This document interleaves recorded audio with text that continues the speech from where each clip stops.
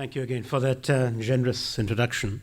The advantage of going last, of course, is that I can say that I wholeheartedly second all the wise and wonderful points that were made before me, which I do, and certainly the experience of Philippines bears that out.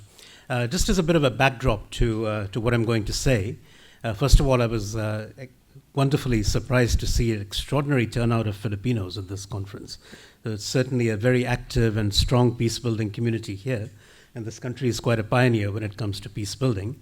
In 1994, it became the second country in the world after South Africa to establish a formal national peace architecture, which, unlike South Africa, still exists and works today. So Philippines is quite a pioneer, and I think on the issue of violent extremism, there's some very important ideas and work coming out of this country. But just as a preface to what I'm going to say, I have had the good fortune since 2012 to work with the leaderships of two of the major armed groups in this country, the Moro Islamic Liberation Front and the Moro National Liberation Front, and of course for the government of the Philippines, the Office of the Presidential Advisor on the Peace Process in particular, core of this architecture that I was referring to, on a range of peace-building initiatives. And a few weeks ago, a number of things happened which caused a lot of us who work in this area to look in a different direction. So for those of you who live and work here, this will not be news, but you may have read in the newspapers that a rather prominent family from Mindanao, the wife is a senior congressperson, and the husband is a major leader of the Moro nationalist cause. One of their sons was held in Malaysia on charges of being associated with the marketplace bombing in Davao City last year. Ironically, another son of that family is a member of a newly formed government commission charged with implementing the comprehensive agreement on the Bangsamoro. He's a peace builder, which of course raised the rather poignant question, how could children from this very prominent family have gone and traveled two completely different roads? They are brothers, products of the same upbringing, products of the same family background, and of course a very challenging question, not just to us, but to the leadership on the ground. At the same time, I happened to have a conversation with a senior Moro leader, a very illustrative one, about the issue of violent extremism. I was trying to understand where this is coming from. I have not had the good fortune or the misfortune to engage as deeply with this issue as my colleagues here on this table. And this gentleman pointed to two critical words. He said, you have to absolutely get these words right if you want to deal with this phenomenon in any credible way. The first word is virus. Yeah. So he said that violent extremism is like a virus. You can arrest as many people as you want, you can de-radicalize as many people as you want, eliminate as many, but as long as the virus exists, it will reinfect others. So get that. So you have to actually target the virus. And so then he explained to me what this virus is, what it consists of. And he said, like a virus in real life, it's a bit of information, the core idea, a narrative, that captures people's minds. And narrative is a very old one. It's old as civilization. For those of you who are familiar with Joseph Campbell, you might be familiar with one of the core archetypes, that humanity believes in, and that's of the hero and the heroic struggle. And so the hero who's taken out of his or her comfort zone and takes on a completely corrupt, a massively oppressive and corrupt system, and then goes out and engages in revolutionary struggle, and then comes back with deliverance for his or her community. It's a very old idea. But of course, in this virus form, it's taken one step further. So in this version of revolutionary struggle, it's not just the system that needs to be brought down, but all those who collude with the system, people like you and me, who are apologists for the system, who are always trying to bring out its better points when there are none, or who are just passive spectators. So civilians become part of the problem. So this particular idea, is a very powerful one. And it's also very difficult to engage with, like any other virus. Quite often, the more you target it directly, the more it grows. So if you can't go to a person in whose mind, what this virus has implanted itself and say, look, you're evil, because he or she does not see himself as an evil person who's bombing women and children or attacking marketplaces or, in his or her mind, he or she is the hero, the good person who's targeting an evil system. So we can't go there and say, look, do this or do that. Here's a counter narrative for you. And say, well, my narrative is the best. Yours is the bad one. So you can't say, why don't you believe in this? Or don't you see all the good things that are being done for you by the state? Or why don't you go and vote? So you can't. Here's a job for you. In fact, we find that quite often, many of those who are joining these causes are not the poorest in their societies, and certainly not in the Philippines. Well, I should mention that in the past few weeks, UNDP has had the good fortune to support a prominent center, the Al Kalam Center at Ateneo Davao University, to engage in some research in affected areas, in Mindanao, particularly Maguindanao and Sulu and Lanao, the Sur provinces, and they have reached out through a network of youth to those who are either on the verge of alienation or are radicalized, to speak to them. And they brought back some very interesting insights. And one of the first insights has been that you, people like you, the peace builders, the authorities, the state, the UN, cannot go right away and talk to them about counter-narratives and about what should be done and what should not be done. They will not listen to you. You cannot engage them. And they've come to us with some ideas about what can be done, and I'll share those with you. But again, bearing in mind that a virus, as in real life, cannot be fully eliminated. You can restrict its spread, you can control it, and that's the best we can do. And you have to fight it with something at that level. Get deep into the system. It cannot be with superficial responses. It cannot be external responses. It has to be something inside that system that gets to the virus. And just an interesting anecdote before I share these insights with you that have come from our research, that the only two organizations in modern history to make frequent references to Joseph Campbell and the heroic archetype, one is, of course, Lucasfilm Incorporated.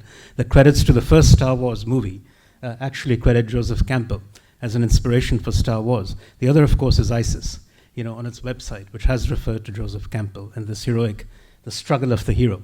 It's very telling that that is the case. Coming back to Philippines, the suggestions that have been made by our colleagues on the ground, and in fact we are developing now with our UN colleagues, and some of them are in this room, a program of support to our counterparts on the ground that engages with these issues. 6 points that they have highlighted. The first is the importance of dialogue, of listening. So don't go there and tell people what they should or should not do, but for those who have access to the affected groups and communities and individuals, let them go there and first listen, no matter how vile, how evil-sounding people's rhetoric might be to you, but listen. Let those whom you're talking to feel that they are being heard, because that's their first complaint, that begins the process of alienation, that the system has shut them out. They have no place to be heard. And in fact, it's not even worth trying anymore. So it often comes as a surprise and a shock to them that people can actually listen to them without judging them. I'm not talking about going and listening to those who are about to drop a bomb on your head. There you do have to take the immediate measures that you need to. But yes, I'm talking about listening to those who are actually listening in turn to these ideas and who are headed off in the wrong direction. So that's first. The second is a point that has been made here of the counter-narrative, except that the suggestion to us has been, don't call it a counter-narrative. You're not countering something as such. The moment you talk about countering something, you'll be resisted. But what you're talking about is redirecting a certain aspiration. It's an aspiration that has gone in the wrong direction. It's an aspiration that has mutated towards causing harm and damage. But the aspiration itself is there.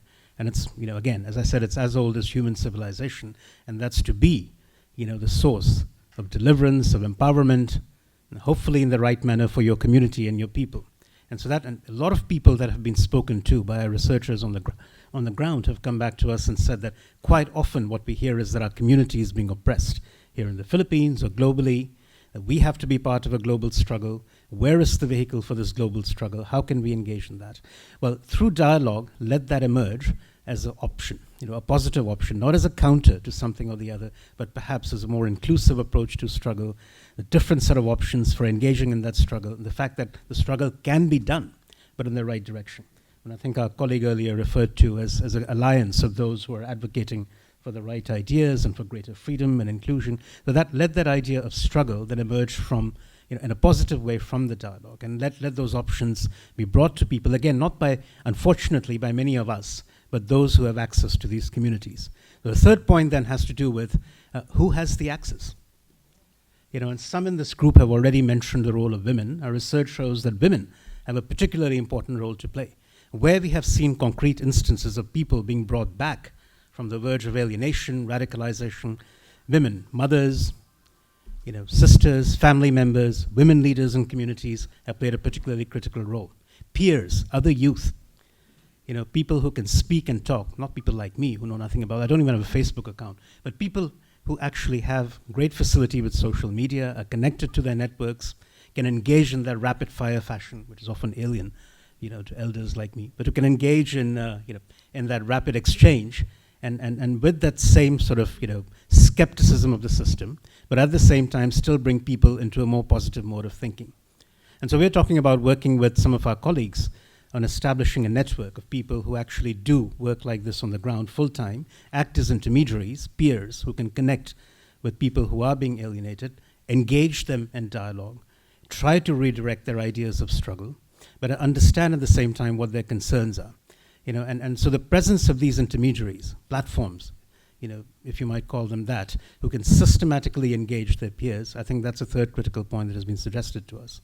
A fourth critical point has to do with the attitude and the orientation of those elements of state whom they encounter on a daily basis on the ground. And who are these? The police. The way in which uniformed services and agencies behave towards you at airports, in public spaces, has a great impact on the way in which people's minds open up to certain ideas or not. Humiliation is a big issue. People feel that if they go apply for a job or if they approach their government, they are dealt with differently on the basis of their identity, their ethnicity. Big issue across the board, and creating that sense that the system as a whole is gamed against you. Now, this is not something that works right away, but over a period of time, positive reorientation of the interactions of the state, especially towards minorities, especially towards groups with a particular sense of historic grievance, has an impact on changing their mind, orienting them away from the sense that there's nothing but blackness out there when you engage with the state and with the system. That's number 4. Number 5, in many parts of the world, every single, and again, for me this is just a theoretical examination, I've only had the good fortune to work here and in South Asia, but across the board I hear from colleagues working in areas affected by violent extremism that local conflicts, recurring conflicts, interclan conflict, land resource conflicts, natural resource conflicts, cattle rustling, you name it, Rido here in Mindanao, have a tremendous impact, especially if they continue over generations, have a tremendous impact in orienting people towards vengeful activity, towards violence. It becomes a part of your DNA. And it becomes a part of your thinking that if everything else fails, if you cannot resolve this peacefully, then you have to engage in violence. And having a system on the ground, through people who are working on the ground, through local capacities, local talent, to actually identify where this violence is emerging and to address it. Comprehensive early warning and response, to use a bureaucratic term, UN term. That helps tremendously. That's point number 5.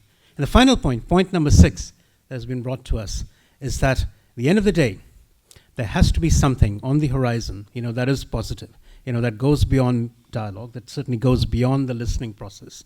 And so what is positive that will engage people in a very practical way?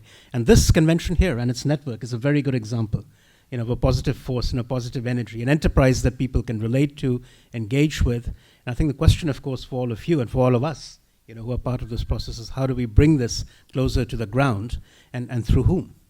And again, those intermediaries that I was referring to become key. So it's a challenge for all of us going forward. Quite often, we will not be the ones connecting directly. Quite often we'll be connecting through others. So let's make an extra effort to find out who they are and bring them into this discourse. So these are the things that were pointed out to us and I would like to share with you.